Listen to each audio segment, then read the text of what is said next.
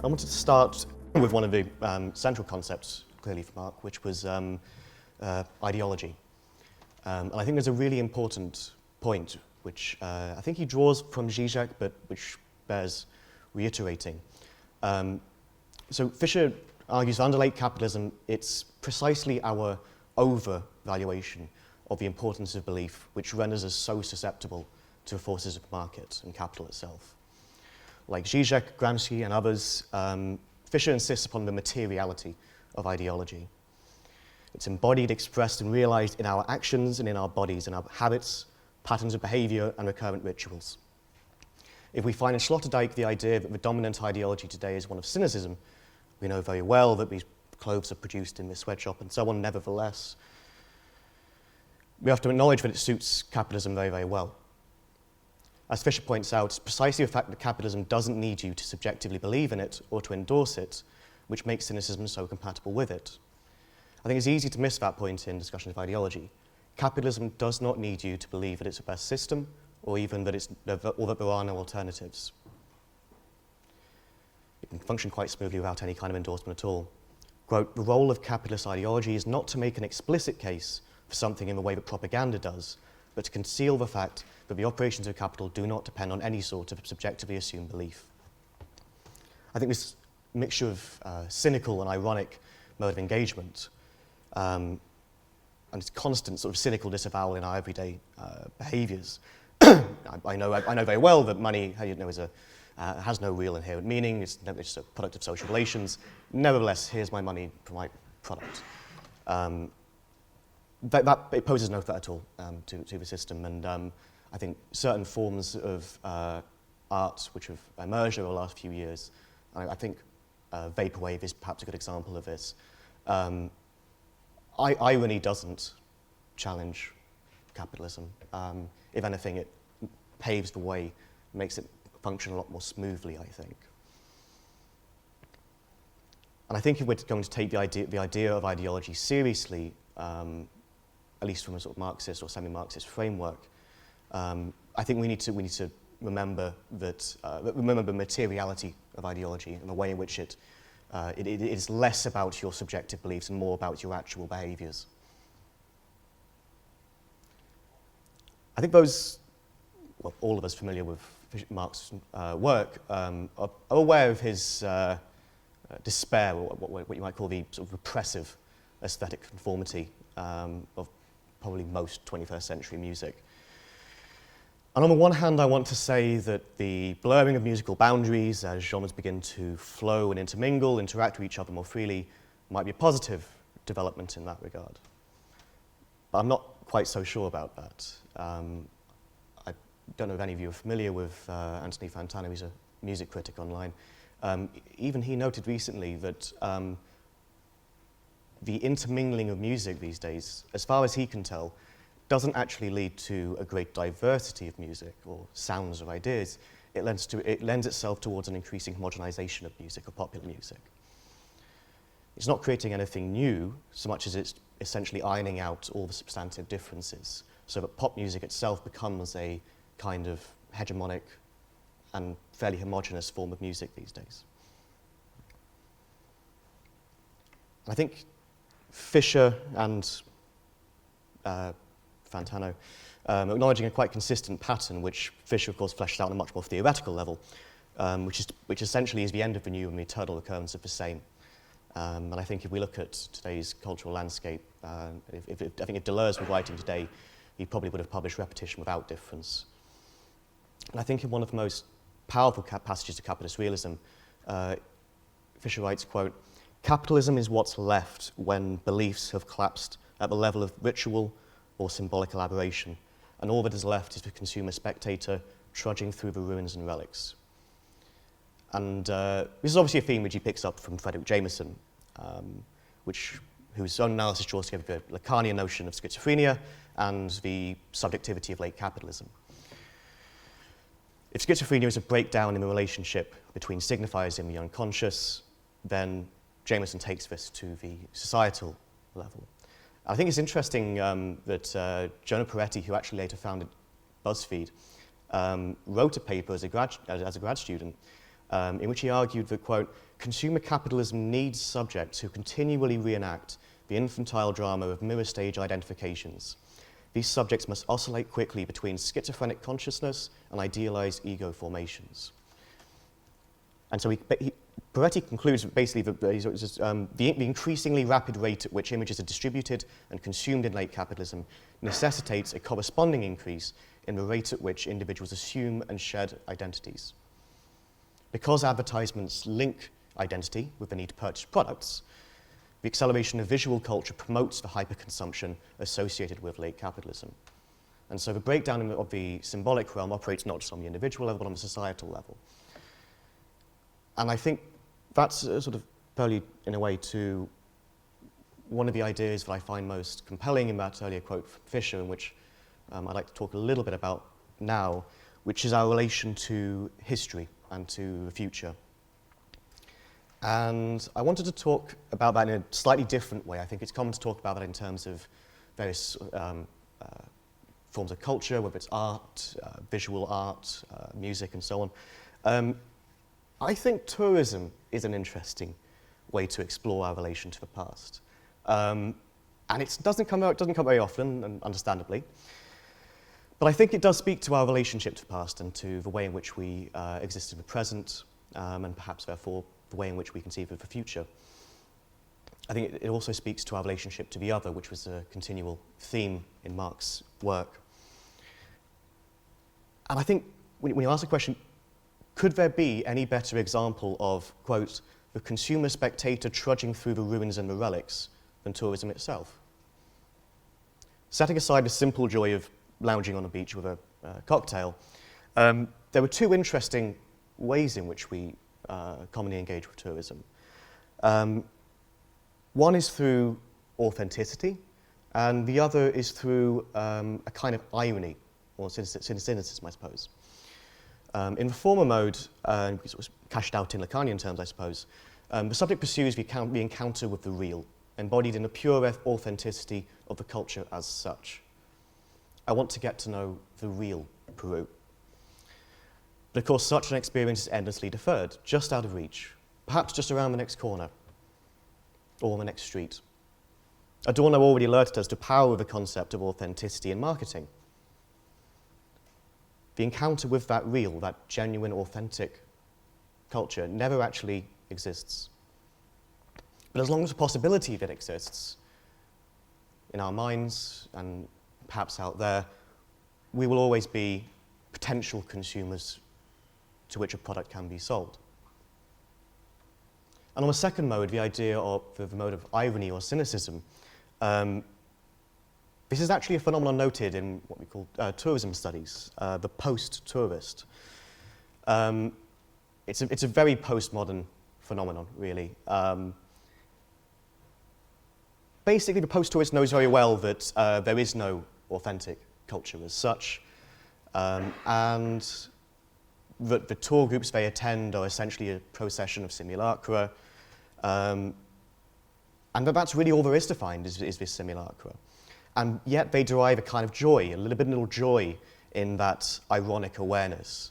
Like you can imagine them taking selfies in front of the tour group, fully aware that everyone, the tour they're on is fully stage managed and so on. The post-tourist revels in that inauthenticity in which they participate. And again, I think that's a reiteration of this idea that we're consumer spectators trudging around the ruins. And I think we can also think of Marx's famous quote that the tradition of all dead generations weighs like a nightmare on the brains of the living. And I think that situation is quite a long one, a long historical process, really. And it's relevant, I think, so that so many philosophers have noted that, whether it's Fischer, Foucault, Heidegger, they've all noticed this very strange relationship which we have to our own past and the search for a kind of authenticity or an encounter with the other, I think. There's a very powerful quote by Heidegger, and we may want to distance ourselves in so many ways from Heidegger, but this one I think points to something here. He says in the Introduction to Metaphysics, he says, when the farthest corner of the globe has been conquered technologically and can be exploited economically, when any incident you like, in any place you like, at any time you like, becomes accessible as fast as you like, when you can simultaneously experience an assassination attempt against a king in France and a symphony concert in Tokyo, when time is nothing but speed, instantaneity, and simultaneity, and timeless histories vanish from all being of all peoples, when a boxer counts as a great man of a people, when the tallies of millions at mass meetings of triumph, then, yes, then, there still looms like a spectre of all of this uproar the question, what for, where to, and what then? The end of history, which has been noted by famously Fukuyama, although I tend to think that Fukuyama was actually quite misunderstood in that one, is essentially a ongoing process in which we are continually and progressively detached from our cultural and historical moorings. And I think that collapse of our historical and cultural relationship, that's expressed, I think, in many ways in capitalist realism. And essentially, the cancellation of the future and this detachment from our past is a simultaneous and coextensive process. In a postmodern condition, we lack any firm ontological grounding, which might provide us with a sense of orientation as this symbolic order dissolves. And that's precisely one of the forms of nihilism which Nietzsche diagnosed, is that inability to orient ourselves. Tourism, I think, serves a kind of therapeutic role. In the experience of the complete sterility, really, of late capitalist society, the desire for an encounter with the authentic, real, and the other is an understandable one, but must always be sought out there, but it was just endlessly deferred. I think Fisher accurately captures one of the most important elements of that nihilism when he invokes the concept of depressive anhedonia. There's a sense that something is missing, but in Fisher's words, no appreciation that this mysterious missing enjoyment can only be accessed beyond the pleasure principle. Late capitalism not only represents the collapse of beliefs at the symbolic level, it represents a total flattening out of reason itself, noted earlier on by Horkheimer in Eclipse of Reason. And with it, the impossibility of conceiving of happiness on any register but the hedonic. In such a situation, what else could there be except the means ends, utility-maximizing rationality of Homo economicus? No wonder the proliferation of mental illness Fisher so powerfully examines in the book. As Franco Berardi puts it, during past decades, Europe was looking like the continent of peace and justice. Now it's sinking in a wave of sadness and cynicism. Young people seem unable to change social conditions and are wandering in a labyrinth of a society without solidarity or relaxation. And after the beating the left took in December, that's perhaps more relevant than ever. And if I could finish on, I think, one last note. I'm not sure about timings. Am I doing okay? Still got Cool, okay. I think there's an aporia at the conclusion of capitalist realism, and I think it's difficult to miss it. It's a tonal one, and it's a theoretical one as well. The tonal one is also relevant because every previous chapter in capitalist realism prior to the conclusion is brilliant, thought-provoking, and profound. Also relentlessly demoralizing and depressing. Whether it's the ideology of market Stalinism, the endless growth of bureaucracy, both of which I think Lukács would have had quite a bit to say about, the spread of various forms of mental illness, the systematic failings of the education system. It's a very bleak read. And then in the final chapter, it's as though Fisher, facing the despair of a situation in which he outlines, is summoning every atom of optimism at his disposal. The political impasse is this, and it's something that I think Mark was working on quite a bit towards the end of his life. Quote, as Badiou has forcefully insisted, an effective anti-capitalism must be a rival to capital, not a reaction to it. There can be no return to pre-capitalist territorialities. Anti-capitalism must oppose capital's globalism with its own authentic universality. But I think to simplify one of Deleuze's thoughts, just because we know the problem does not mean we know the solution. And also, like any philosophically interesting problem, it doesn't admit of one single solution to the exclusion of others. The central problem to me, seems that any post-capitalist vision ends up looking either like a return to pre-capitalist territorialities, or functionally indistinguishable from a radical kind of anarcho-capitalism. I think even the humanistic concerns of 20th century social democracy appear outdated and inadequate when you take Fisher's analysis to that length. And I think, in a way, that aporia there between visions of the future and pre-capitalism, I think that perhaps explains why Nick Land went in the direction that he did, and why he argued that communism is, in some sense, conservative in nature. I think he's mistaken, but I can also understand the thought process behind that. And I'd like to say that in terms of visions of a post-capitalist future, ways of rivaling capitalism with a genuine alternative, on the one hand, I am sympathetic with much of what Stronachek and Williams write in Inventing the Future. There's 4 key demands there, basically. Full automation of as much work as possible, the reduction of the working week, universal basic income for all citizens, and the diminishment of the work ethic. And I think the goal of a post-scarcity, post-work society of social justice, environmental sustainability, and a more equitable economic distribution strikes me as in many ways quite realistic, but also quite radical insofar as it pushes capitalism beyond what it can truly offer.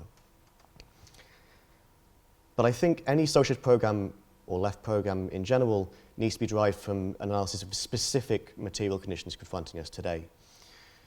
Even setting aside the devastating electoral defeat the left suffered in December on a program immeasurably more moderate than that one, I think the existential challenge to this sort of program is climate catastrophe. And I think here the aporia we find at the end of the work between competing visions of the post-capitalist future, it's in danger of being sort of therapeutically dissolved in a Wittgensteinian sense, where by working through a problem on a theoretical level, we can sort of smooth it over and ignore it. I want to put it quite clearly, and I'm sorry for opening the conference on a fairly depressing note, but I think the theory that we are accelerating towards a post-work, post-human future might well be cut off in advance by total ecological collapse. It's deeply questionable on an empirical basis whether full automation would not in fact lead to significantly greater degrees of environmental damage than currently, at least if it's not also tied to something like a highly sophisticated command economy premised upon something like a zero growth agenda. I think capitalism is essentially reaching its own limit experience in the climate disaster. And I think, therefore, that while I understand the notion which you find in Badiou and Deleuze and Fisher, that we cannot or should not return to pre-capitalist territorialities, we shouldn't assume in advance the impossibility that might in fact occur.